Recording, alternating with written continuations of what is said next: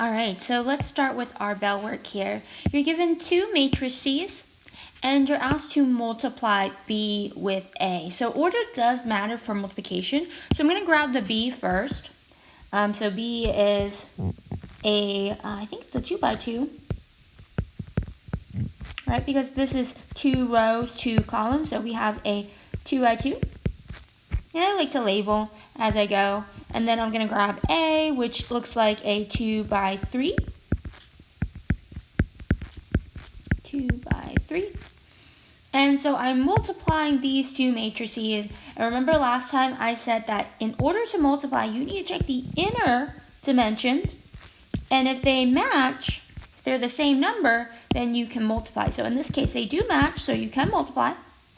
And then the outer matrix, what that allows you to do is that the outer matrix tells you the size or can predict the size that you're going to get for your new matrix. So I'm going to get a 2 by 3, and I'm going to make this really large so I can show all my work. You don't have to make it this large, but this is going to be a 2 by 3. And in this case, I like to create a grid when I'm about to do multiplication. So because it's a 2 by 3, I'm going to split this in half so I can make 2 rows. And 3 columns, I'm going to split this into 2. That allows me to fill up these boxes so I know where I'm supposed to fill and what I'm supposed to multiply. All right, so now that I have my matrix here, remember what I said last time is that you always grab rows from your first matrix that you're multiplying with, and you always grab columns from the second matrix. So I'm going to grab the first row and first column. Because if I want this number that goes here, this is the first row and the first column. So I need to grab the first row and multiply by the first column. So when you multiply the first number in this row with the first number in this column. And so that would give you 3 plus 2 times negative 2. So the second number times the second number in that column. So 2 times negative 2 is negative 4. Now I'm going to multiply, looks like the second column here with still the first row because I need this number that goes here. And notice it's the first row, second column. So I'm going to now use the second column. So first number times the first number. So 1 times 7 is just 7. Add, because we always add. 2 times 4 is 8. And I'm going to take the last column, multiply it with the first numbers. So 1 times 1 is 1. It goes in the last column. 2 times 0 is 0. And so all you would do is basically, before I get the bottom numbers here, I'll just add up these numbers. 3 plus negative 4 is negative, do that in pink, negative 1. 7 plus 8 for the second column here is 15. And 1 plus 0 is just 1. So I got my first set of numbers. And now I'm going to do the bottom piece here. So now notice how I'm left with the second row. So I don't want to use this row anymore. I want to use the second. So I'm going to multiply this second row with the first column so I can get this number that is in the first column. So 5 times 3, 3 plus... Oh, did I say 3? 5 times 3 is 15 plus 7 times negative 2 is negative 14. 5 times my second row, column. Let me go highlight that. This is my second column. So I'm going to put the numbers here. 5 times 7 is 35 plus 7 times 4 is 28. And so looking at this, I have the last column here. 5 times 1 is 5 plus 7 times 0 is 0. So when you add these two numbers, you get 1. When you add these two numbers, 35 plus 28 gives you 63. And then 5 plus 0 is 5. And so this here is my new set of matrix. And that's it. I have my 2 by 3. So, like I said, just as an overview, you always check the dimension for the inner to make sure they match. If they do, the outer will produce your new dimension for the matrices after you multiply. And then when you multiply, you always want to multiply the rows with the first matrix and columns, only use columns with the second matrix. All right, so I hope this helps you out with what we did the last time. Let's move on to our new topic. Okay, I'm going to get into something called determinants. And you might have learned determinants back in Algebra 2, but we're going to go over them. So determinants is basically if, and by the way, everything that I'm doing today is only applicable to a 2x2 matrix, so something that has 2 rows and 2 columns. So if you have a 2x2 matrix, one of the ways you can figure out the determinant is to take the A and the D. So basically take your first matrix and the top left and multiply it with your bottom right. So you're going to multiply diagonally. So A times D, and you're going to get some number. Then you want to subtract your other product diagonally. So you're going to take your right top and multiply it to your left bottom. So B times C. And then get a number, and then you'll subtract. So basically you're going to multiply diagonally and then subtract those diagonals. And one way we represent determinants is with these vertical lines, which you guys probably know them as absolute values. But these are not absolute values. These are going to be used to find the determinant. And so we only use determinants for matrices. So to evaluate these matrices determinant, we use this formula here. And so I grabbed some problems from your textbook homework.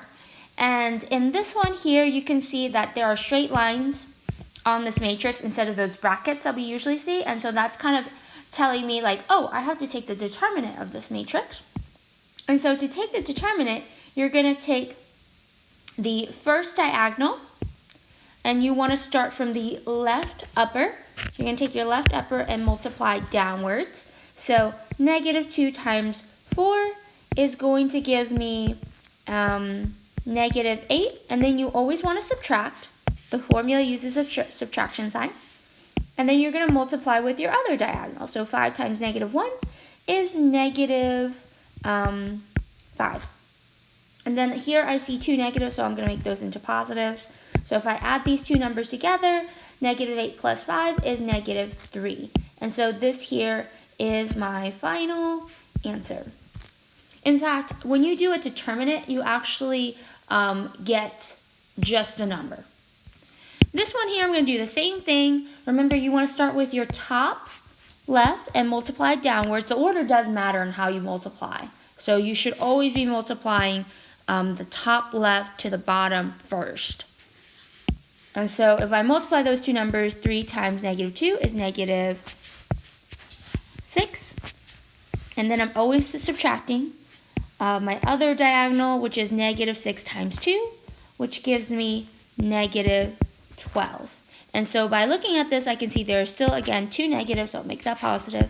-6 plus 12 gives me a +6, so a +6 is my answer. And that's it. So pretty easy, just follow the formula. But I want to go into why we do this finding determinant. Why is it important? How does it sync up to what we've been learning so far? Okay, so the reason why we learn determinants is to solve a 2x2 linear system.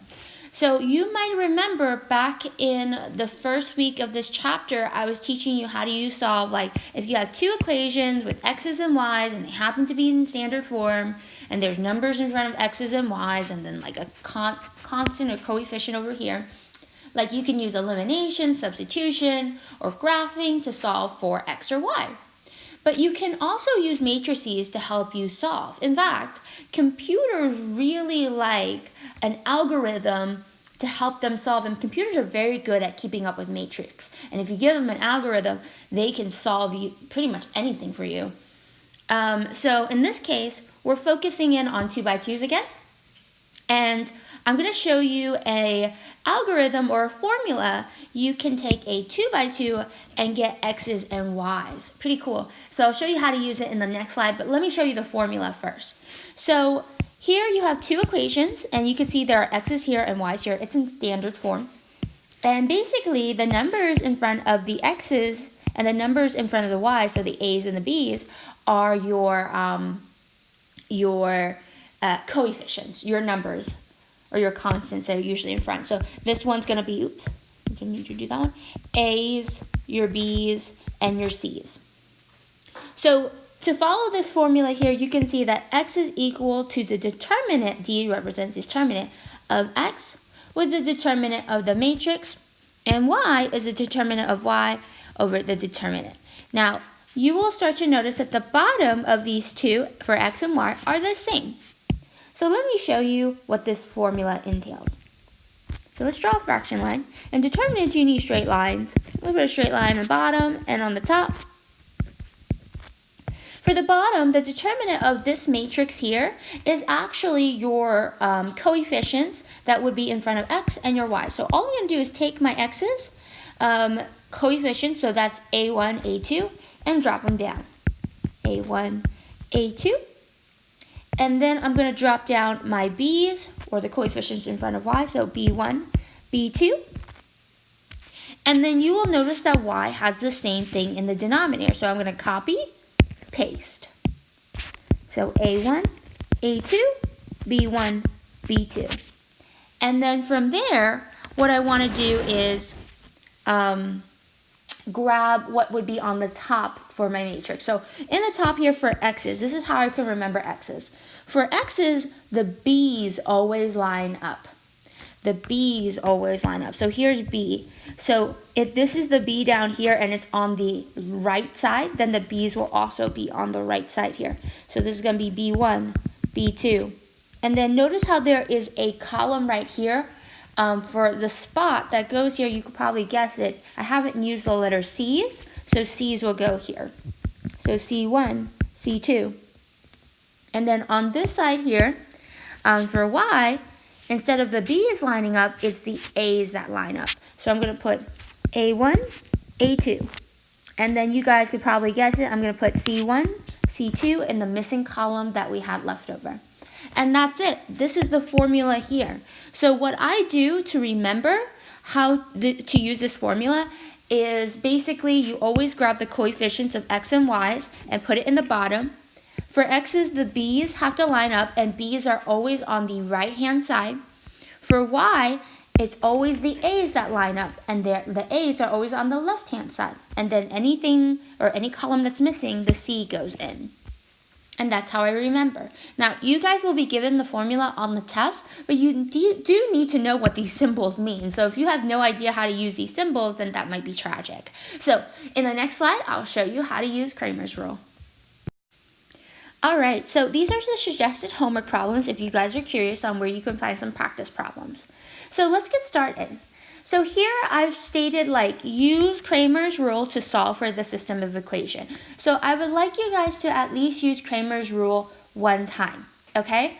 And whether you try to use it to solve for x or you try to use it to solve for y, at least one time. So I'm going to show you how to use Cramer's rule, how to find x and y, but then later I'll show you what people usually do for Cramer's rule to make it a little bit faster. Okay. So to use Cramer's rule, let's find x first. Or how about I do x and y simultaneously? Yeah, maybe I'll do that. So x will go here, y will go here. And so looking at this, x is, remember the bottom here is the numbers that will be the coefficients in front of x's. So remember the a's. The a's are the numbers in front of x, b's are the numbers in front of y, and c's are the numbers that are, by themselves on the other side of the equal sign. So my a here is like a 3, a -2. My b's are a 5 and a 3, so I just drop them down. And y is going to be the same thing, a 3, a -2, a 5, and a 3. So the bottoms are always the same for x or y. And then the top piece, well, remember, x is the b's line up. So I'm going to grab the left-hand side, which was the b. The right-hand side, which was the b, and line them up. And then on this side, this column here, we'll take in the c's. So -5 and 16. And then y, the a's line up, so I'm going to take the left-hand side and copy it over. And so you can see that the a's line up. And then c will go in the missing column. And there we go. We're ready to go. So now you can see we have to solve the determinant of the top and the bottom. So let's do this. So for the top here, remember, we're going to take our top left, and multiply it with our bottom right. So -5 times 3 is -15. And then we always subtract with our other diagonal. So 16 times 5 is 80. And then in the bottom here, I'm going to take my top left to my bottom right. So 3 times 3 is 9. Subtract it with my top right with my bottom left. So that's going to give me -10, I believe. And that becomes two positives. So I'll just simplify that nicer. So it looks like my top is going to be -15 minus 80 is -95 over 19. And when you divide that, you actually get a nice number. It's a -5. So it turns out x is equal to -5. I'll just write that there. X is giving me -5. And for y, I basically do the same steps. I find the determinant of the top and then the bottom. But here's a nice part. Once you solve x, you know that the bottom is the same determinant for y. So what I can do is recycle. I can go to the bottom here, and the bottom number that I got was 19. So this number, I don't have to find the determinant because I've already found it a while back ago. So I'm going to just write 19 down there because that's what the determinant is when I worked it out the first time. So I'm just going to bring over the 19. You can work it out. You're just showing more work. I'm just a little lazy, that's all. And then the top, I am going to multiply. So 3 times 16 gives me 30 plus 24 is 54. I better double check. I did that in my head.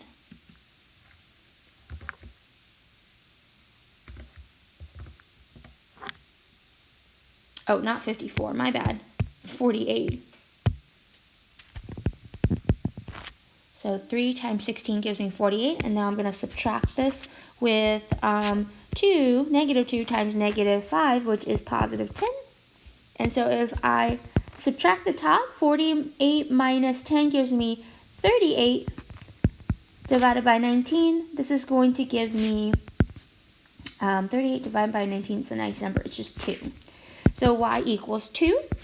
So your final answer here is x equals -5, y equals 2, or you can write this as a coordinate, which is how I usually display my answer, is as a coordinate. Now, let me just say, you don't have to solve a problem like this, okay? But Cramer does make makes it a little bit easier. But here's the shortcut.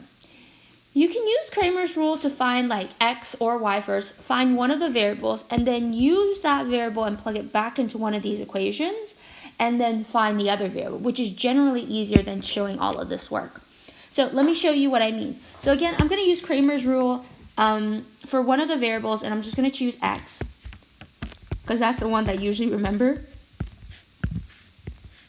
So for this determinant here, remember these are my a's, my b's, and my c. And so you're going to grab your a and your b, and you're going to stick it in the bottom and line them up. So this will be 5, 4, 2, -3. And then for the top, remember the x's are always the ones that the b's line up, so 2, -3. And then the c's go on the other side. And so if you work this out, the top here is going to be -3 times -3 gives me +9, minus -30 times 2 is -60. And so that will become two positives. And then I'm going to multiply the 5 times the negative 3 for the bottom, which gives me negative 15, minus 4 times 2, which gives me 8. So if I simplify the top, that's 69. If I simplify the bottom, that is negative 23. All right, so if I divide all of this, this just gives me 69 divided by negative 23. I think is a nice number. It's just negative 3 for your x. So I found x, which is nice, right? So you find x, now you can find y. You don't have to necessarily do another Cramer's. In fact, you could just plug this into one of the equations, and I'm just going to happen to choose the first equation. So I'm just going to write the first equation over here. It's 5 times my x, which I already know what it is, negative 3, plus 2y equals negative 3. So if I work this out, that's negative 15 plus 2y equals negative 3. I'm going to add the 15 over to both sides. And so negative 3 plus 15 is 12. If I divide this by 2, y is equal to 6. And so it looks like my y here is 6. So my final answer is negative 3, positive 6 for my coordinate. And that's it. All right, so if you're feeling pretty good here, try out this exit ticket problem using Cramer's rule at least one time. So I'd like you to use Cramer's rule at least one time on a variable. You can do it twice. It's perfectly fine. But I want you to practice this skill because we'll be using Cramer's rule for the next problem. And this one, you definitely will need a Cramer's rule. All right. Hope this was helpful. Until next time, guys. Bye.